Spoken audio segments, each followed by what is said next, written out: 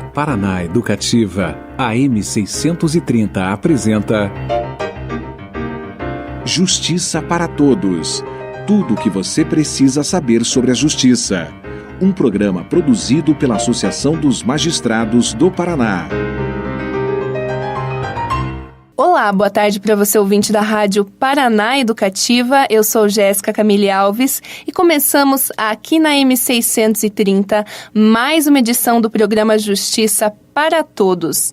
E hoje nós vamos conversar aqui no programa de rádio da Amapar sobre um tema muito polêmico, a chamada alienação parental. E quem traz para a gente mais informações sobre esse assunto é a advogada Priscila Barbiero e a advogada Natália Bittencourt Gasparim, ambas membros da Comissão de Direito de Família da OAB Paraná. E você, ouvinte, caso tenha alguma dúvida a respeito desse assunto, participe aqui com a gente por meio do nosso Facebook. No inbox, procura lá Justiça para Todos, programa de rádio da Amapar.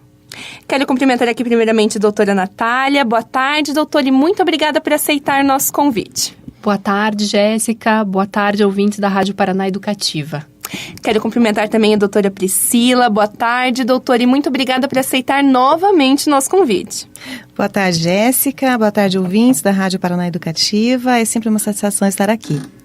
E doutoras, para a gente começar a nossa entrevista, queria primeiramente pedir para as senhoras explicarem para os nossos ouvintes o que significa a gente falar em alienação parental. O que é isso? Bem, Jéssica, a alienação parental, de uma maneira bastante simplista, seria uma espécie de patologização do amor, conforme ensina o professor Conrado Paulino da Rosa, que é o presidente do IBDFAN do Rio Grande do Sul.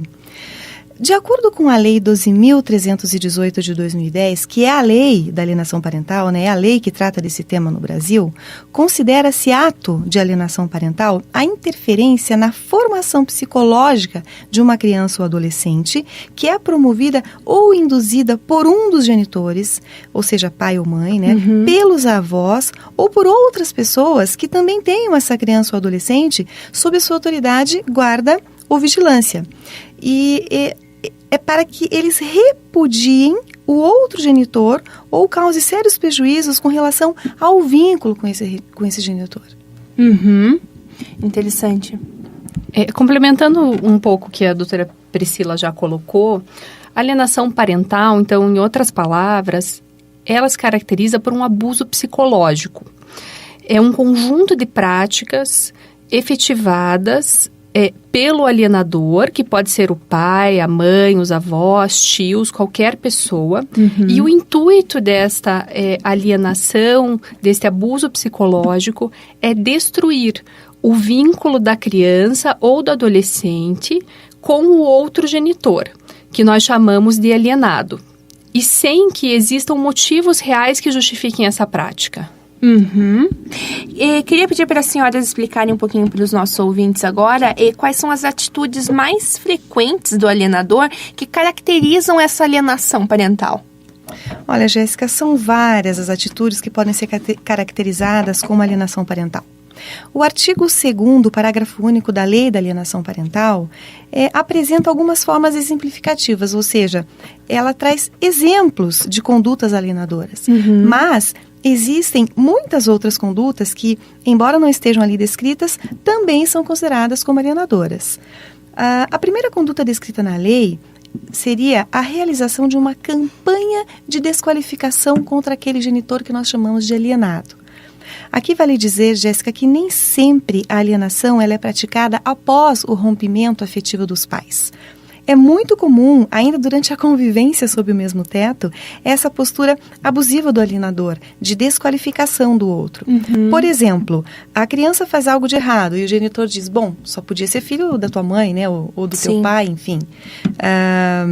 Um outro exemplo, né, na frente da criança, o genitor diz que aquele genitor não presta, ou que faz tudo errado, ou é inútil, né? E após a ruptura, nós percebemos que existe um aumento dessas ofensas, que pode ocorrer de uma maneira sutil ou de uma maneira mais direta mesmo, quando o genitor, por exemplo, diz para a criança que a mãe não vale nada, o pai não vale nada, que não é uma boa pessoa, só pensa agora no namorado dela ou na namorada, né, na nova família, que não te dá dinheiro, olha lá, gasta com uma viagem, mas não dá dinheiro para você, não se importa com você, né, o seu pai é muito violento ou é bêbado, que você deveria ter vergonha da mãe que tem, enfim, ridiculariza até os presentes dados por esse genitor, às vezes joga fora, quebra, enfim, esse genitor ele insulta, difama ou desvaloriza as condutas do outro genitor perante o filho, buscando sempre incutir na mente dessa criança ou adolescente que o alienado ele não possui valores à altura de ser pai ou mãe. Nas palavras de Jardim Rocha, essa campanha de desqualificação é uma maldade discreta, disfarçada pelo sentimento de amor e dos cuidados parentais. Então, sob o pretexto de que ele ama, de que ele quer proteger, de que ele quer cuidar, o alienador então pratica essa conduta que nós chamamos de alienadora, sem se importar com o mal que está causando para essa criança. Vítima, né, da alienação parental, porque o discurso do genitor alienador é sempre no sentido de que ele está pensando no melhor para o filho. Eu tive um caso em que o pai, para desqualificar a mãe, imputar a ela uma conduta negligente, ele simplesmente omitiu a dosagem correta do medicamento. Ele levou a criança, enquanto estava na posse dele, a criança estava com ele, ele levou ao médico, não informou a mãe, o que também é uma outra conduta alienadora, e então esse médico receitou um determinado medicamento com uma dosagem específica. Ele não apresentou a receita para a mãe, ele apresentou apenas o medicamento já comprado e escreveu na caixa qual seria essa dosagem, mas era uma dosagem menor que a dosagem. Que absurdo, absurdo. Não? São absurdos que a gente não acredita. Ele colocou uma dosagem menor, a mãe então ministrou essa dosagem, né, de acordo com aquilo que o pai escreveu, e o pai mandava mensagens assim: você está ministrando a medicação corretamente? E ela dizia, óbvio, né, estou ministrando sim, enfim. E aí, então, como ele já estaria com a criança na sequência, ele levou a criança naquele mesmo médico, e aí disse para o médico, olha, a mãe não cuida da criança, olha só, não deu nenhum remédio. Veja que coisa, né? E queria que o médico desse declarações, enfim, o médico desconfiou dessa conduta do pai, e depois a mãe conversou posteriormente com ele, enfim, mas olha só que absurdo, né? São situações que a gente às vezes não imagina que vai se deparar com uma situação como essa, mas elas acontecem. E o que eu quero dizer com tudo isso é que são muitas as condutas e a gente tem dificuldade realmente, como você, né, colocou, até de acreditar que às vezes um pai ou uma mãe é capaz de uma coisa como essa, né? Com certeza. Então, a segunda forma descrita na lei é a atitude de dificultar o exercício da autoridade parental. A autoridade parental é um termo que a doutrina contemporânea utiliza como sinônimo do poder familiar e que implica na participação ativa de ambos os genitores na vida do filho, né? Independentemente deles estarem casados ou não, ambos devem cuidar desse filho, decidir as coisas desse filho, né? É uma situação que a gente brinca deve ser tocada a quatro mãos e não só um decidir, né, de forma tirana o que vai acontecer com aquele filho.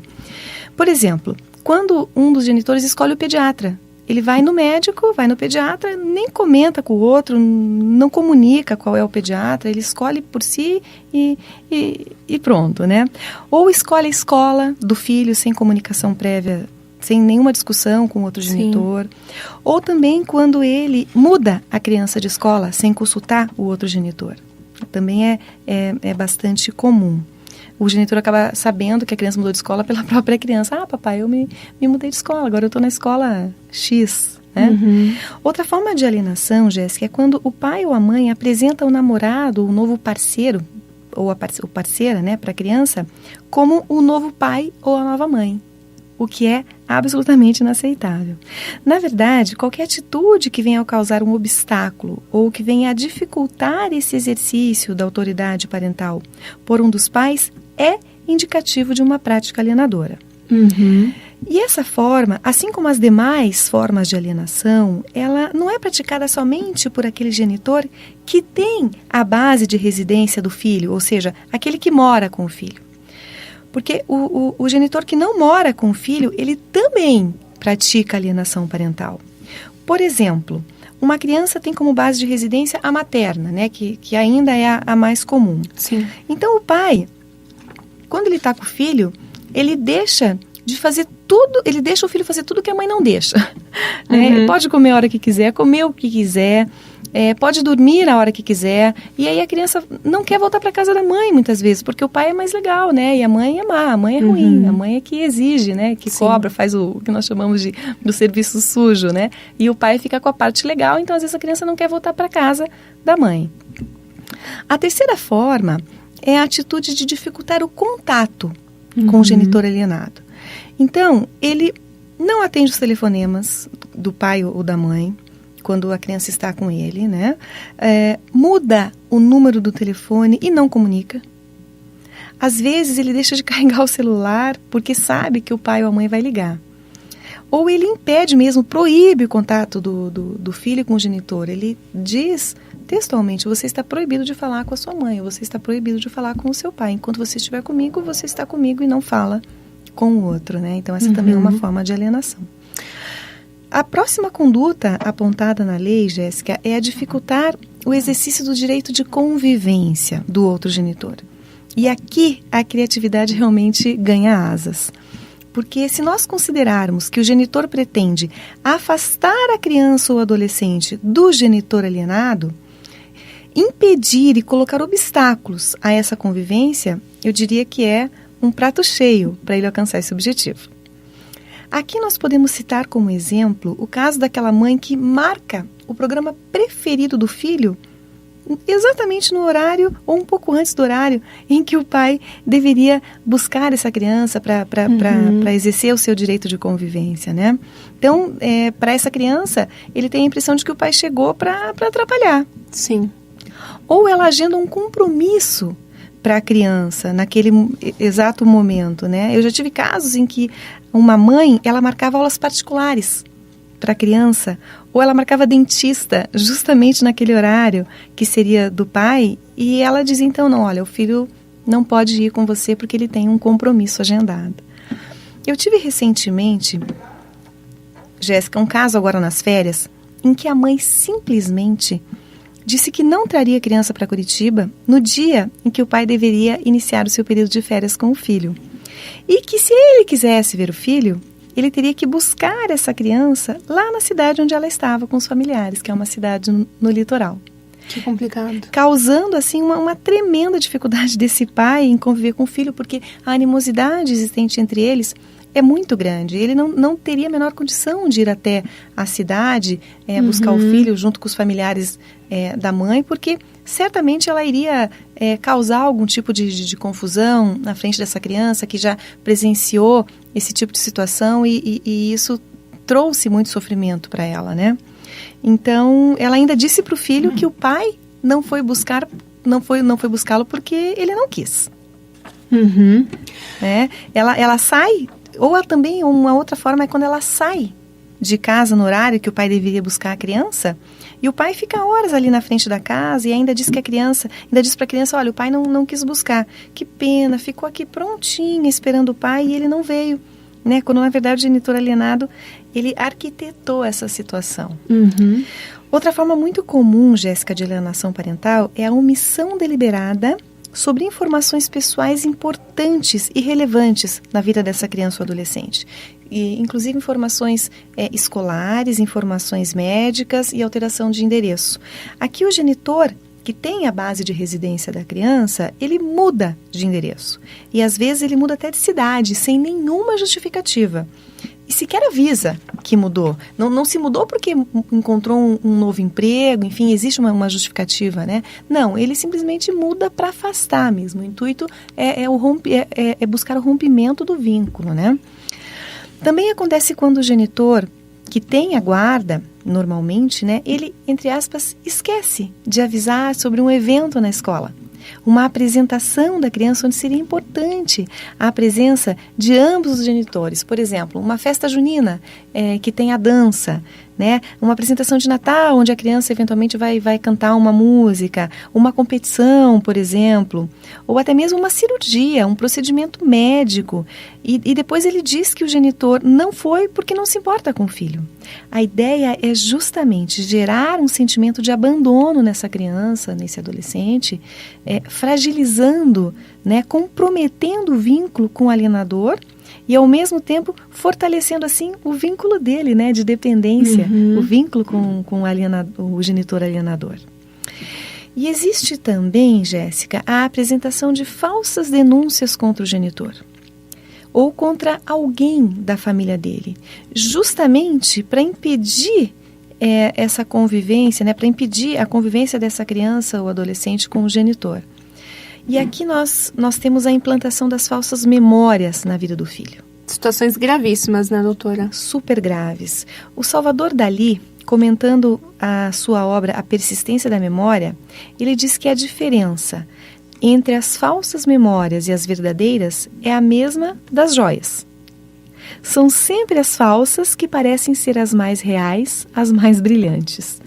Então, são memórias fabricadas, entre aspas, né, forjadas, no todo ou em parte, na qual ocorrem relatos de fatos inverídicos, muitas vezes misturados com a realidade. Eu já atuei em casos em que a mãe dizia para o filho que o pai era agressivo, que batia nele, e ela dizia assim: lembra aquela vez que você estava num determinado lugar, que era uma verdade? Sim. Então, e aí ela insere nesse contexto da verdade uma mentira, de forma que a criança ou adolescente ela não consegue mais, num determinado momento, distinguir aquilo que é real do que é fantasia. Ela mesma acredita que aquilo de fato aconteceu, né? E quando todos os recursos, Jéssica, todos os recursos empregados pelo alienador falham, ou seja, não são suficientes para atingir o objetivo dele, que é de fato afastar o genitor, romper esse vínculo com a criança, então ele lança a mão do mais sórdido e mais devastador de todos, que é a falsa acusação de abuso sexual.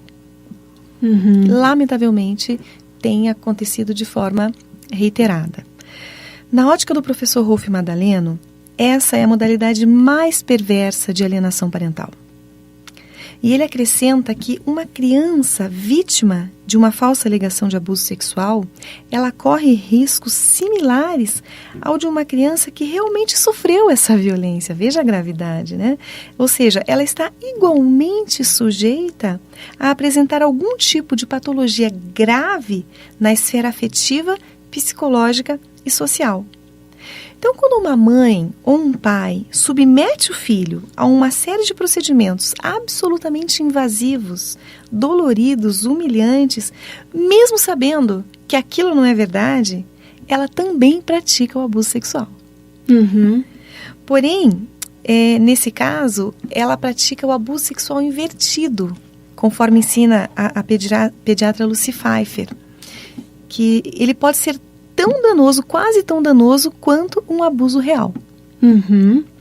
É claro, Jéssica, que nesses casos a atenção de todos os envolvidos nesse processo, advogados, juízes, promotores, psicólogos, ela deve ser muito mais do que redobrada, porque nós podemos realmente estar diante de um caso real de abuso, onde o abusador se esconde atrás dessa alegação de alienação parental. Porque, na verdade, Jéssica, está na moda alegar alienação parental, né? Também Sim. tem isso, tudo é alienação parental. Não fez, tudo é alienação parental, né? E mesmo que ela não exista, o que também é muito comum. E muitos são os casos em que o genitor, que não é o guardião, ele alega a prática de alienação parental contra o outro. Na maioria das vezes a mãe, né, estatisticamente ainda é a mãe que pratica, mas não só a mãe. Eu tenho observado até no escritório uma crescente prática alienadora por parte do pai também, seja ou não ele o guardião, aquele que tem a base de referência, tá? Então, qualquer um pode praticar, aquele que tem a base de referência ou aquele que só convive, que tem o direito de convivência, tá? Então, veja bem, às vezes a mãe, ela não está realizando nenhuma conduta alienadora. Não são poucas as vezes em que a recusa da criança em conviver com o pai ou a mãe, ela decorre de atos de negligência daquele próprio genitor que está alegando alienação parental. Muitas vezes é ele que eu costumo dizer que ele se autoaliena, né? Por exemplo, o filho vai para a casa dele e ele só fala mal da mãe. Nenhum filho gosta de ouvir falar mal dos seus genitores, né? Nem da mãe, nem do pai. Ele não gosta, isso faz mal. Ou ele não defende o filho num conflito que aconteceu na casa paterna, ou o filho não se sente protegido lá na casa, ou o pai, ele faz programas e só encaixa a criança, né? Enfim, ele vai lá no churrasco e leva a criança, quer estar com a criança somente por estar. Eu tive casos em que o pai era um médico e ele queria estar com a criança mesmo em dias que ele estava de plantão. Complicado, né? Então ele queria deixar, não sabe lá Deus como. com quem, né? Com o atual companheiro, chamar um avô que morava em outra cidade para visitar, enfim. E aí não dá, né? E ele também diz que é culpa da mãe. Ele é que não faz os programas que agradem o filho, mas diz que a culpa é da mãe, né? Então nós temos realmente que analisar cada caso de maneira muito cuidadosa e responsável para evitar injustiças, né? Porque também acontece o que nós chamamos de alienação parental bilateral, quando ambos os genitores, em alguma medida, são ao mesmo tempo agentes alienadores e alienados, assim como seus familiares. Doutora Priscila, queria pedir agora para a senhora falar um pouquinho para os nossos ouvintes sobre quais são as possíveis consequências jurídicas para o alienador. Acho importante a gente explicar para os nossos ouvintes que a alienação parental, ela tem essas consequências, né? Com certeza, Jéssica. O artigo 6º da Lei da Alienação Parental, ele prevê uma série de sanções em ordem gradativa de punição, que vai desde a mera advertência até a suspensão do poder parental. Novamente, nós estamos diante de um rol exemplificativo de medidas punitivas ou inibitórias da prática da alienação parental. Isso quer dizer que o juiz, ele pode, além das medidas que estão descritas na lei, aplicar outras medidas que ele entender como necessárias para diminuir ou eliminar a alienação parental. As medidas descritas na lei são as seguintes. Número 1, o juiz pode declarar a ocorrência da alienação parental e apenas advertir o alienador. É a mais branda de todas. A segunda medida seria ampliar o regime de convivência familiar em favor do genitor alienado. Então, se o pai tem o direito de convivência e a mãe tem a base de referência, se o pai via o filho em finais de semana alternados, ele pode ampliar esse regime, colocar o direito de convivência, né, durante a semana, enfim. Uma terceira medida é a estipulação de multa ao alienador. E o juiz pode também aumentar essa multa. Ele pode fixar em, exemplo, R$300, e aí, conforme o tempo, ele pode aumentar para 500, enfim, né? De forma que ele entenda que esteja sendo eficaz a aplicação daquela medida. Ele também pode determinar o acompanhamento psicológico ou biopsicossocial, né, dos genitores, especialmente do genitor alienador, quer dizer. Ele também pode determinar a alteração da guarda para a guarda compartilhada ou a inversão da guarda, né? E muitos estudiosos entendem que a fixação da guarda compartilhada, nesse caso, ela funciona como um antídoto para prevenir a alienação parental. Mas também existe uma divergência na doutrina a respeito disso, né? Então, aí nós temos também a determinação que o juiz também pode determinar a fixação cautelar do domicílio da criança ou do adolescente, e isso ocorre quando existe uma mudança injustificada, com o propósito específico de afastar a criança do outro genitor. Então, o juiz vai fixar, né, fixar de forma cautelar o domicílio da criança. E, por fim, ele pode, então, aplicar a suspensão da autoridade parental, que é a mais grave de todas as medidas, né? E o juiz também pode combinar uma ou outra. Ele pode aplicar 2 ou 3, ele pode aplicar multa e também determinar